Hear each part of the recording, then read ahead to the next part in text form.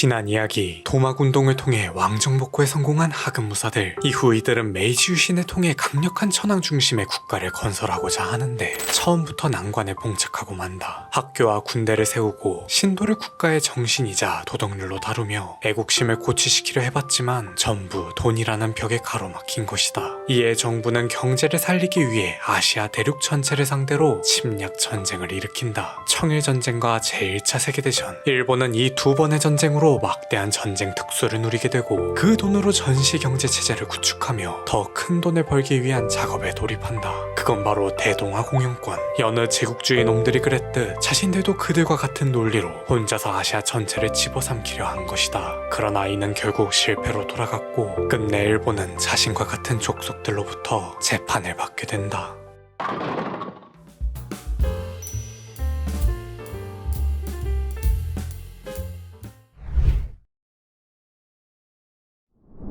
1946년 전 세계의 관심 속에서 일본 전범들의 재판이 열립니다. 그런데 기소된 A급 전범은 고작 28명에 불과했죠. 그곳에는 당시 일본군의 최고 통수권자 쇼와 천황은 있지도 않았고요. 도대체 이게 어떻게 된 일일까요? 제2차 세계대전이 마무리되던 1945년 어느 날, 연합국 주요 지도자들이 전후 처리를 위해 포츠담에 모입니다. 이때 전범국 일본에 대한 처리 방침을 발표했죠. 우리는 일본인을 인종적으로 노예화하려거나 국제적으로 멸망시키려는 의도는 없으나 우리 포로를 학대하려는 자를 포함한 일체 전쟁 범죄인에 대해서는 엄중한 처벌을 할 것이다. 전쟁 범죄에는 크게 4가지 종류가 있어요. 포로학살, 주민학살, 성폭력, 도시파괴 등이 있습니다. 그럼에도 포츠담 선언에는 유독 포로학대만이 강조되어 있는데요. 즉, 당초 회담에 참석한 대다수가 세계 평화니 국제질서니 그런 거창한 것에는 관심이 없었죠. 오직 자신들이 입은 피해 정도만 처벌하며 끝내고 싶어 했습니다.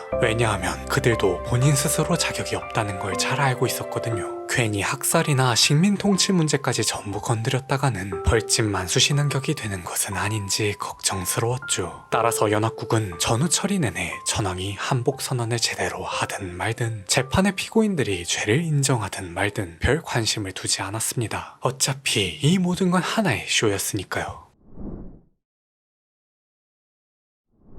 대신 이왕 이렇게 된 거 이번 재판을 통해 얻어낼 수 있는 게 뭐가 있을지 찾아다녔죠. 그리고 그 중심에는 미국과 더글라스 메가더 장군이 있었습니다. 일본의 무조건 항복 선언 이후 메가더는 실질적으로 일본을 통치하게 돼요. 그런 그가 일본에 도착한 뒤 긴밀히 접촉한 인물이 있었으니 바로 쇼와 천황이죠. 그는 천황과 거래를 합니다. 만약 헌법에 명시된 신적 권위를 포기하고 상징 천황제를 받아들인다면 전쟁 책임에서 완전히 벗어나게 해주겠다고요. 일본 정치가 의뢰 그랬듯 그 역시 천황의 꼭두각시로 삼으려 한 겁니다. 거래는 성사되었고 1946년 새해 첫날 천황은 인간 선언으로 직접 자신의 신격을 부정해요. 메가더도 증거 조작 및 담당 검사를 매수까지 해가며 약속을 지켰죠. 그 밖에도 메가더로부터 면벌부를 받은 이들이 또 있습니다. 바로 누구나 살면서 한 번쯤 들어본 단어 마루타. 이 끔찍한 인체 실험을 자행한 731 부대예요. 미국은 731 부대의 연구 자료를 미국 의학 발전에 사용하려 했죠. 그래서 메가더를 시켜 돈도 쥐어가며 자료를 받아옵니다. 그리고 이와 함께 풀려난 이가 있었는데요. 그가 바로 아베 신조의 외조부이자 박정희 전 대통령의 롤모델 기시 노부스케입니다. 아무튼 재판 전부터 이 사람 저 사람 미국과의 이해관계에 따라 면벌부를 남발하다 보니 실제로 재판에 기소된 건 겨우 28명에 불과했고 그 중에서도 고작 7명만이 사형에 처해졌죠.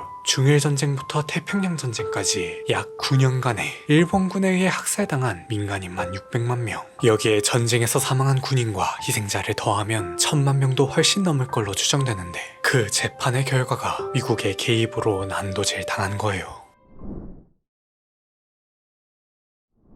미국의 만행은 여기서 그치지 않았습니다. 전후 미국은 소련과의 관계가 급속히 악화되며 냉전에 돌입해요. 자본주의와 공산주의 이 두 이념의 경쟁에서 승리하려면 더 많은 동맹과 우방이 필요했죠. 이에 미국은 일본을 전략적 요충지로 삼습니다. 그리고 북한이 중국과 소련의 등에 업고 남한을 침공하자 아예 일본을 국제무대에 복귀시키려 시도해요. 일본에게 붙은 전범 딱지를 떼주면서까지 공산 세력을 견제하고 싶었던 거죠. 덕분에 전범들은 반공주의자로서 일본 사회의 주류 세력으로 부활할 수 있었습니다. 1955년 자민당이 탄생한 것도, 1957년 기시 노부스케가 총리가 된 것도, 1958년 종신형에 처해졌던 전범들이 전원 사면을 받은 것도 전부 저들의 책임이에요. 전범 재판부터 자민당의 집권까지 모든 과정을 지켜본 일본인들은 큰 깨달음을 얻었죠. 우리는 잘못하지 않았다. 그리고 잘못은 인정하는 게 아니다. 잘못을 인정하면 손해를 보지만 하지 않는다고 해서 달라지는 건 아무것도 없기 때문이다. 지당하신 말씀입니다. 툭 까놓고 말해 일본이 그렇게 나온다 해서 아무도 제재를 가하지 않잖아요. 일본은 여전히 전쟁의 책임을 부정하고 있죠. 주요 전범들이 묻혀있는 야스쿠니 신사를 참배하고 처형된 A급 전범 7인을 열사로 기리며 순국 칠사묘라는 것까지 만들었어요. 심지어 그 비문은 기시 노부스케가 직접 작성한 겁니다. 그럼에도 불구하고 그 누구도 저건 잘못되었다며 강력히 비난하고 나서지 않죠.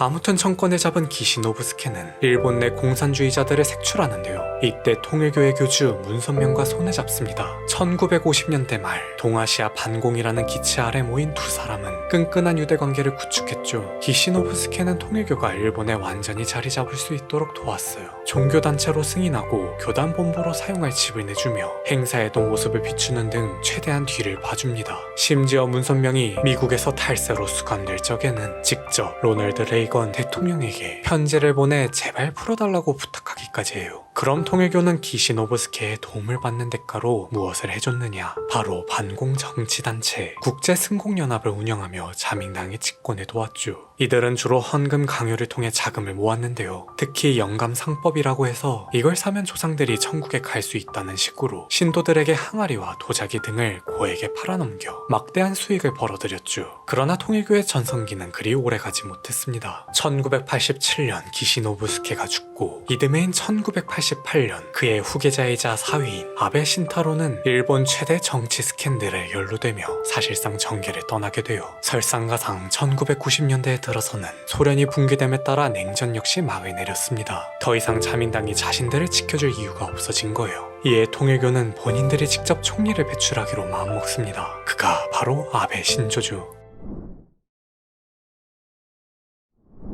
아베 신조와 통일교가 처음부터 끈끈했던 건 아닙니다. 1993년 아베는 아버지의 지역구를 물려받아 국회에 입성했죠. 당시 일본은 고노 요에이를 필두로 전범에 대한 반성과 자성의 목소리를 내고 있었어요. 1995년에는 무라야마 도미이치까지 나서서 담화를 발표할 정도로 큰 변화가 일어납니다. 이를 눈뜨고 지켜볼 수 없었던 그는 극우 단체들의 결집을 촉구했죠. 그게 바로 일본 회의예요. 일본 회의는 종교단체, 일본을 지키는 모임과 문화조직, 일본을 지키는 국민회의 두 개가 합쳐진 단체입니다. 종교와 문화, 이들이 무엇을 상징하는지에 대해서는 너무나 자명하죠. 맞아요. 일본 회의의 궁극적인 목적은 일본을 다시 위대하게 만드는 겁니다. 그리고 그들이 생각하는 일본이 가장 위대했던 때가 바로 신도가 가장 빛났던 대일본 제국의 시대죠. 따라서 앞선 두 담화를 전면 부정하며 일본군 위안부는 자발적이었다고 주장하는 등 역사 왜곡에 앞장서는 거예요. 이 모든 건 결국 전범 청산이 제대로 안 되었기 때문에 벌어진 일이었습니다. 전범들이 죄다 풀려나 돈과 권력을 쥔 채로 살아가니까 아베를 비롯한 전범 3세들이 일본의 정계를 장악할 수 있던 거죠. 아무튼 그는 고이즈미 주니치로의 후계자로서 탄탄대로를 걸어요. 이때까지만 해도 통일교가 비집고 들어갈 자리는 존재하지 않았습니다. 그런데 2007년 전후 세대 출신의 첫 번째 총리이자 전후 최연소 총리 타이틀까지 얻은 그가 불과 1년 만에 사퇴를 선언하고 말아요. 정상에서 완전히 밑바닥으로 떨어진 상황. 통일교 입장에서 드디어 기회가 찾아온 거죠.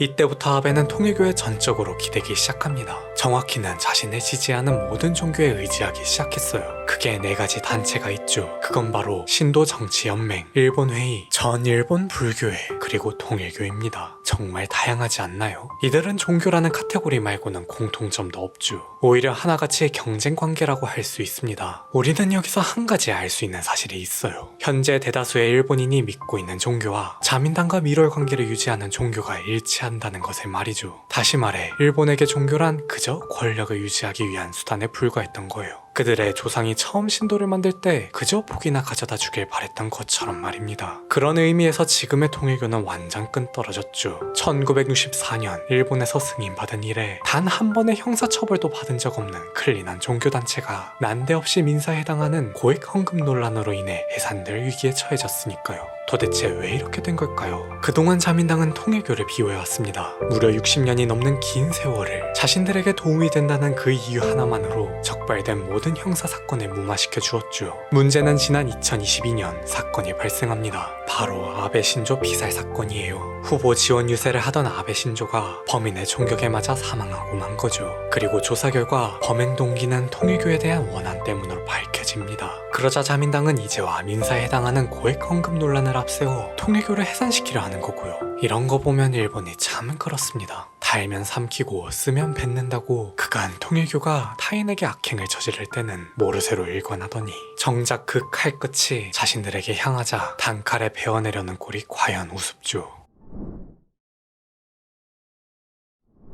그런데 말입니다. 정말 통일교는 이걸로 끝일까요? 지난 2024년 일본 정부가 통일교를 해산시키려 한다는 소식에 국제사회에서 우려를 표하고 나섰죠. 종교자유감시단체 비터윈터의 임원 마르코는 많은 민주주의 국가들이 일본의 사례를 따라 종교단체를 해산하게 될 수도 있다고 경고했고, 트럼프의 자문위원 볼라 화이트 목사는 우리는 위대한 동맹국인 일본에 모든 사람의 종교의 자유를 보장할 것을 촉구했으며, 불과 며칠 전에는 펜스 미 부통령까지 나서서 트럼프 정부는 종교 박해에 맞서 싸우겠다고 밝혔습니다. 자유, 참 좋은 말이죠. 종교의 자유, 언론의 자유, 표현의 자유 등등. 저 역시 이러한 자유가 보장되기 때문에 여러분과 이렇게 이야기를 나눌 수 있게 된 거고요. 하지만 그렇기 때문에 우리네 삶은 자유를 너무 당연하게 여기는 것 같아요. 오죽하면 방임마저 자유라 생각하는 게 아닐까 싶을 정도로 말입니다. 실제로 기시노부스케가 레이건에게 문선명을 풀어달라 촉구했을 당시 내세운 근거 또한 종교의 자유였죠. 그때와 지금 고작 반세기도 안 되어 두 국가의 입장이 확연히 뒤바뀐 거예요. 자, 드디어 답이 나왔습니다. 도대체 일본인들은 종교를 뭐라고 생각하기에 신사와 교회 그리고 절 세 군데를 아무렇지 않게 다닐 수 있는 건지 말이죠. 결국 이 모든 건 일본의 지리적 특성과 정치 기술자들의 농간이 결합되어 만들어진 허상에 불과한 거예요. 여태까지 우리가 함께 지켜봐온 수천 년에 걸친 그들의 역사가 켜켜이 쌓여 이런 결과를 낳은 것이었습니다. 그렇다면 이제 우리 스스로에게 되물을 차례죠. 현재 우리나라는 어떤가요? 번외편, 일제감정기 당시 한국은 일본 제국주의 반도에 속해 있었다. 그들의 군주 천황을 중심으로 한 천황제 파시즘의 지배를 받아온 것이다. 그러던 중 일본이 패망하고 한국은 해방을 맞이하게 되는데,